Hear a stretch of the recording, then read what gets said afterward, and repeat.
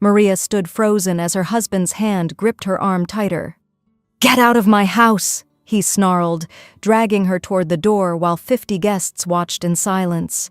Her tears fell, but no one moved to help. Then a car pulled up outside, and an old man stepped out who would change everything. Before we dive into this powerful story, hit that subscribe button if you believe karma always finds its way. Ring the bell so you never miss stories that remind us why kindness matters. Now, let's begin. Maria had learned to make herself small. It wasn't something she decided one day. It happened gradually, like water wearing down stone. 5 years of marriage had taught her that taking up less space meant less conflict. Speaking softer meant fewer arguments. Asking for less meant disappointing no one. She stood in the kitchen of her home on Maple Street that Saturday evening, watching caterers arrange expensive appetizers on silver trays. The house hummed with voices and laughter from the living room, where 50 guests mingled. Liam had insisted on this party. Their 5th anniversary deserved celebration, he'd said. Something memorable. Maria had suggested dinner at the small Italian restaurant where they'd had their first date. Just the two of them, maybe a bottle of wine, quiet conversation. Liam had laughed. "We're not college kids anymore, Maria. I have a reputation to maintain." So here they were, surrounded by his business associates and their wives, people Maria had met perhaps twice in passing. She smoothed down her cream-colored dress, the one she'd found on the clearance rack 3 months ago. It was simple, modest, appropriate, or so she'd thought. Walking through the living room earlier, she'd noticed the other women in their designer outfits, bold reds, shimmering golds, elegant whites with intricate beading. They looked like they belonged in a magazine. Maria looked like she belonged in the background. Scarlett had made sure she knew it. Liam's mother appeared beside her near the bookshelf, a glass of wine in her manicured hand. She'd looked Maria up and down with that expression she wore so well, not quite disapproval, but something close to resigned disappointment. "You look like the help, dear," Scarlett had said, her voice low enough that only Maria could hear. There was no cruelty in her tone, just observation, a statement of fact. Maria had tried to smile. "I thought this was appropriate." Appropriate for what? Serving coffee at a meeting? Scarlett patted her shoulder the way you might pat a child who'd tried their best, but still failed. "Well, you are what you are, I suppose. Liam knew what he was getting when he married you." Before Maria could respond, Scarlett had drifted away into the crowd, leaving behind the faint scent of expensive perfume and cheaper judgment. Liam found her 20 minutes later. He looked handsome in his tailored gray suit, his hair perfectly styled, his smile bright and practiced. The smile he wore for clients and investors, not the one she used to see when they were alone. "Maria, can you help pass drinks around?" he asked, gesturing toward the caterers. She blinked. "There are servers here. I thought, they're overwhelmed. Just help out for a bit." His smile tightened slightly. "Don't embarrass me, okay? These people are important." So Maria picked up a tray. She moved through the rooms of her own home, offering wine and champagne to people who barely glanced at her. Some said thank you. Most simply took glasses and continued their conversations as if she were invisible. She supposed in a way she was. Just another server in a cream dress, background noise to their important discussions about markets and mergers. Near the back window, she approached Liam and his friend Roger. Roger was a lawyer, sharp-featured and always impeccably dressed. They stood close together, voices low. Maria offered them drinks. "Thanks," Roger said, taking a glass without looking at her. They didn't pause their conversation. "Once the papers are signed, everything transfers to you," Roger was saying. "Clean and simple. She won't have any claim." Maria's hand trembled slightly, but she kept her expression neutral. "Papers? What papers?" "And she won't suspect anything?" Liam asked, his voice barely above a murmur. "Why would she? You've been careful. She trusts you." Roger sipped his wine. "By the time she realizes what's happened, it'll be too late to contest anything." They moved away toward the dining room, still talking. Maria stood there with her tray, something cold and heavy settling in her chest. She told herself she'd misunderstood, misheard, They were probably discussing a client's case. Liam handled business deals all the time, but her hands wouldn't stop shaking. An hour passed. Maria retreated to the kitchen, setting down the tray. She gripped the counter, trying to steady herself. Through the doorway, she could see the party continuing, people laughing, drinking, enjoying themselves. No one had noticed her absence. Then the sharp sound of glass against metal rang through the house. Once, twice, 3 times. The conversations died down. "Everyone, can I have your attention, please?" Liam's voice carried clearly from the living room. Maria's stomach twisted. She walked to the doorway, looking out at the assembled guests. They'd all turned toward Liam, who stood in the center of the room with his glass raised. People were smiling, expecting a toast. An anniversary speech, perhaps. Something sweet and romantic. Liam's eyes found Maria. For just a moment, she saw something in his expression. Not love, not regret, just cold calculation. Then he spoke. "I need to say something important. I've been pretending for a long time and I can't do it anymore." The room was perfectly silent. "Maria," he said, his voice calm and clear. "I want a divorce." The words hung in the air like smoke. Maria couldn't move, couldn't process what she'd just heard. Around the room, guests shifted uncomfortably. A few looked at their phones. No one met her eyes. "I'm sorry to do this here," Liam continued, though his tone suggested he wasn't sorry at all. "But I've been carrying this weight, and it's time to be honest. I married you thinking you'd grow into this life, that you'd become more suitable.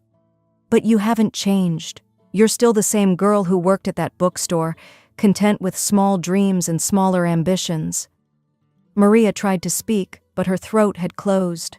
She stood in the kitchen doorway, 50 pairs of eyes on her, and found she had no voice. "You're comfortable being invisible," Liam said, "and I need someone who can stand beside me, not behind me serving drinks." A few people in the crowd looked away. Others watched with the uncomfortable fascination of witnessing an accident. Scarlett stood near the fireplace, nodding slowly, as if this all made perfect sense. Roger stepped forward then, pulling papers from his jacket pocket. "The house is in Liam's name alone," he said, his lawyer voice professional and detached. "As are the cars, the savings accounts, and all joint assets. We've reviewed everything carefully." Maria finally found words. "I signed papers. We bought this house together. I remember—" "You signed what I put in front of you," Liam interrupted. "Did you ever actually read any of those documents, Maria? Did you ever ask questions, or did you just trust me and sign wherever I pointed?" Heat flooded her face because it was true. She'd trusted him completely. When he brought home papers about refinancing or account transfers, she'd simply signed. He was good with finances. She wasn't. Why wouldn't she trust her husband? "There are some irregularities with several signatures," Roger added, "but that's a matter for later discussion." The implication hung heavy in the air. Maria understood then, with perfect clarity, what she'd overheard earlier. The papers, the plan. He'd been preparing this for months, maybe years, slowly transferring everything into his name alone, making sure she'd have nothing when he finally decided she wasn't useful anymore. Liam crossed the room toward her. His movements were calm, unhurried. He took her arm, not roughly, but firmly enough that she couldn't easily pull away. "I think it's time for you to leave," he said quietly. "This is my home," Maria whispered, but even she could hear how weak it sounded. "Check the deed. It's my home." He began walking her toward the front door. "You can pick up your personal items another time, under supervision." The guests parted as they moved through the living room. Maria searched their faces for something: sympathy, outrage, anything. A few women looked uncomfortable. Most simply watched. No one said a word. No one moved to help. Scarlett sipped her wine near the window, her expression unchanged. Roger followed behind them, still holding his papers. Liam reached the front door and opened it. Cool evening air rushed in. Outside, the street was quiet, dark except for the glow of streetlights. He was actually going to do this, put her out like unwanted furniture while everyone watched. Maria felt tears finally break free, running down her cheeks. She hated that she was crying, hated giving him the satisfaction, but 5 years of her life had just been dismissed in front of strangers, and she couldn't hold it back anymore. "Liam, please," she started. That's when headlights appeared at the end of the driveway. A car pulled up slowly, expensive and dark silver, not a car Maria recognized. Liam paused, his hand still on her arm, watching as the vehicle stopped near the front steps. The engine cut off, the driver's door opened, and a man stepped out. He was elderly, perhaps in his mid-70s, wearing a suit that spoke of wealth without shouting it. Distinguished gray hair, sharp eyes, a face lined with age but still strong. 2 other people emerged from the back seat, a younger woman with a leather folder and a man carrying a briefcase. Liam's grip on Maria's arm loosened slightly. "Can I help you?" he called out, his voice uncertain for the first time that evening. The old man walked toward them with measured steps. He didn't look at Liam. His eyes were fixed entirely on Maria, studying her face with an intensity that made her breath catch. When he spoke, his voice was quiet but clear. "Granddaughter?" Maria blinked, confusion cutting through her misery. I don't understand.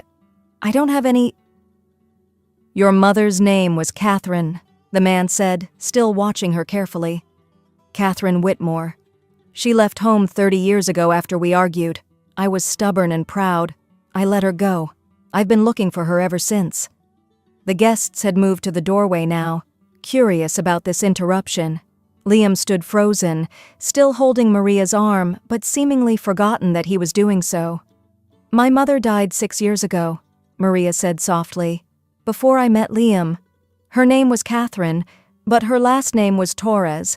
She never mentioned—" "She took her husband's name, your father."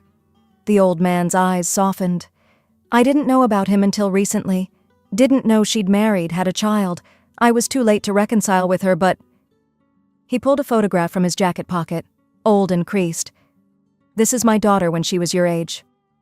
He handed it to Maria. Her hands trembled as she looked at the image. The woman in the photo could have been Maria herself. Same dark hair, same eyes, same slight frame. The resemblance was unmistakable. "My name is Edward Whitmore," the man continued. "I've spent 30 years searching for my daughter. 6 months ago, I learned she'd passed away. But I also learned she had a daughter. You." Maria's mind couldn't keep up. "How did you find me?" "Records. Birth certificates. It took time, but I found you 3 months ago."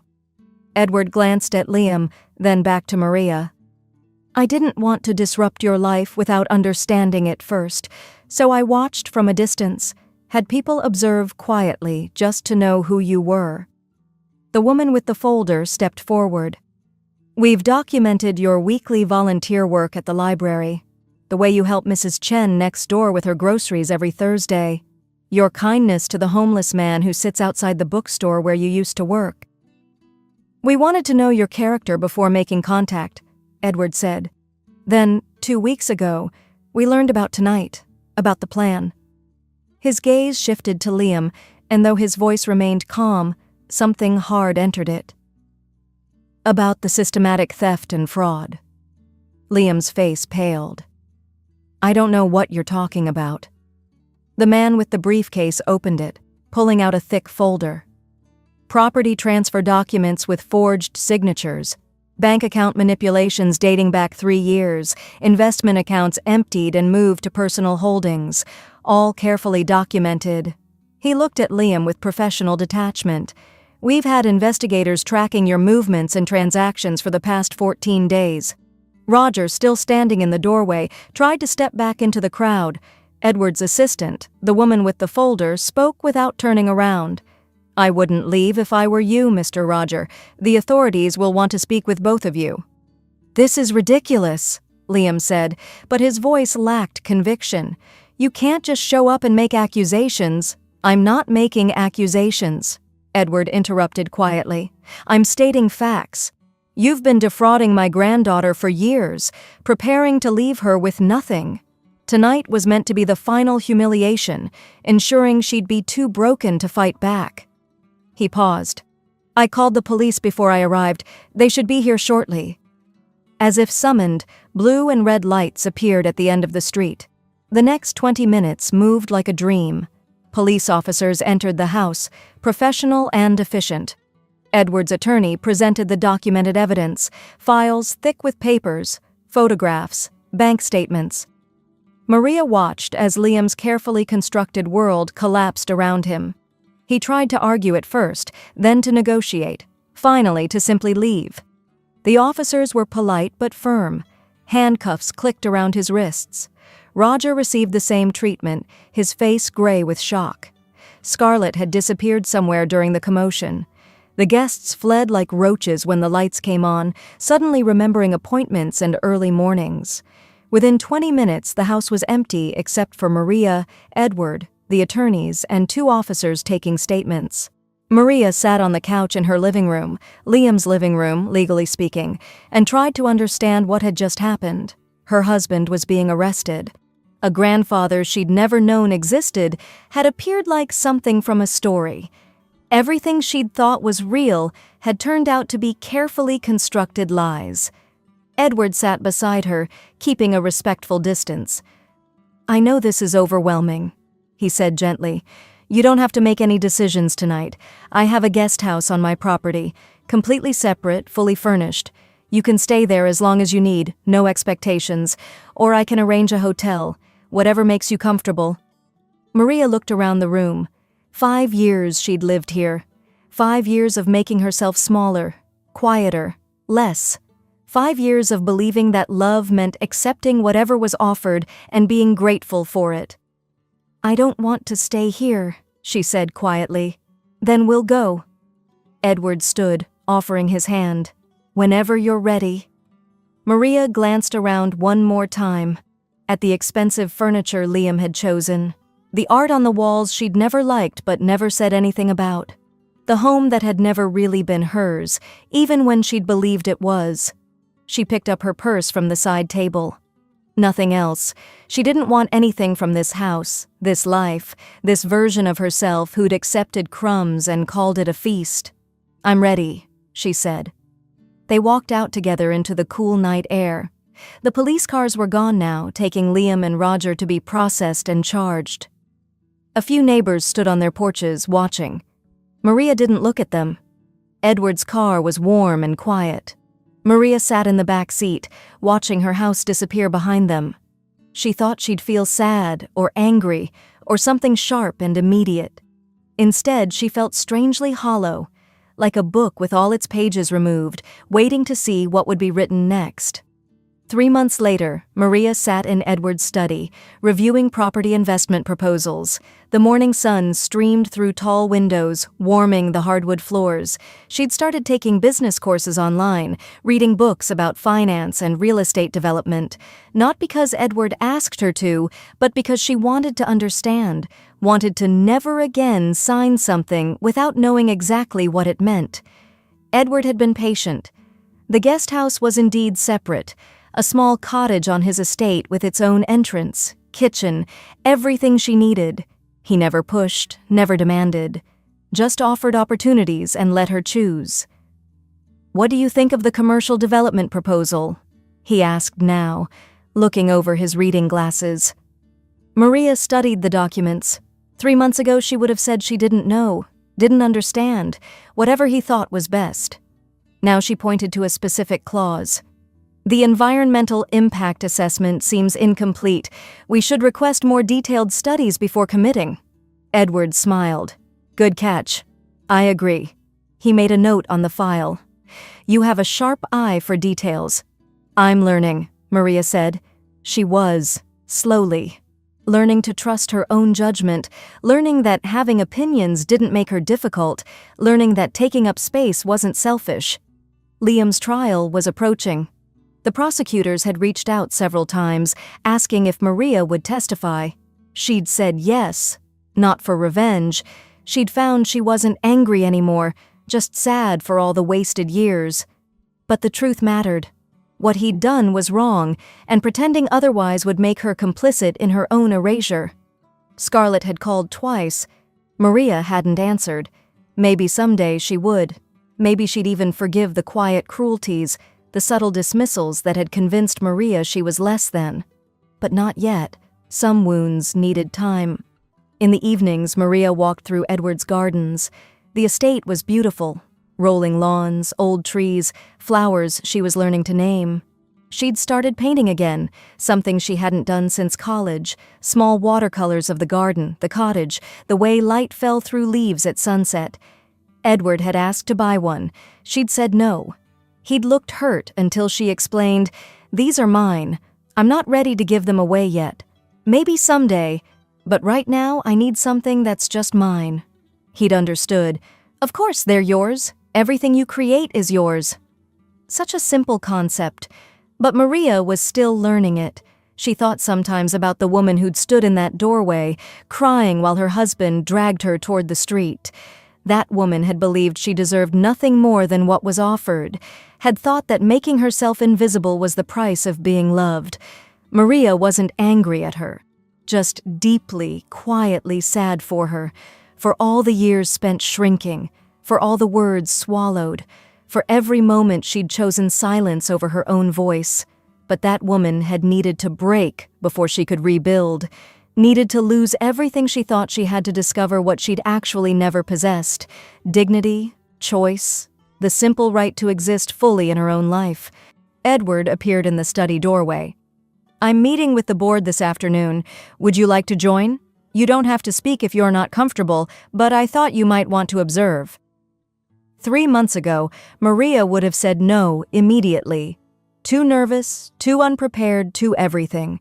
Now she considered carefully. "Yes," she said. "I'd like that." He smiled. "Good. We leave in an hour."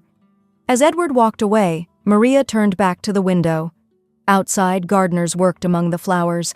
Birds moved through the trees, life continuing, as it always did. She was part of it now, not watching from the margins, not serving invisible in the background, but present, real, here. She picked up her phone, looked at Scarlett's missed calls. Her finger hovered over the number, then moved away. Not today. Perhaps not ever. Some bridges didn't need rebuilding.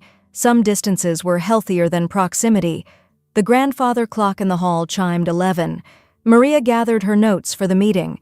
She wore a burgundy suit she'd chosen herself, professional and confident. It fit her properly because she'd insisted on tailoring instead of accepting something off the rack that was close enough. She was learning that close enough wasn't actually enough, that she deserved things that fit. Clothes, relationships, life itself. In the mirror by the door, Maria caught her reflection. For the first time in years, she recognized the woman looking back. Not someone's wife, someone's disappointment, someone's burden. Just herself. Flawed, learning, growing, but finally, undeniably real. She picked up her briefcase and walked toward the door. Edward was waiting. The board meeting would be challenging. She'd probably make mistakes, but she'd show up, speak up, take up space. Because that's what she did now. She existed loudly in her own life, and if that made her unsuitable for some people, well, let them find someone else to make small. Maria was done disappearing. Thank you for watching this story. If it made you think about the value we place on ourselves and the people in our lives, give it a thumbs up. Share it with someone who needs to remember their worth isn't determined by how others see them. Drop a comment with your thoughts. I read everyone. Subscribe for more stories that make us reflect on what really matters. And remember, the quietest pain often speaks the loudest truth. See you in the next story.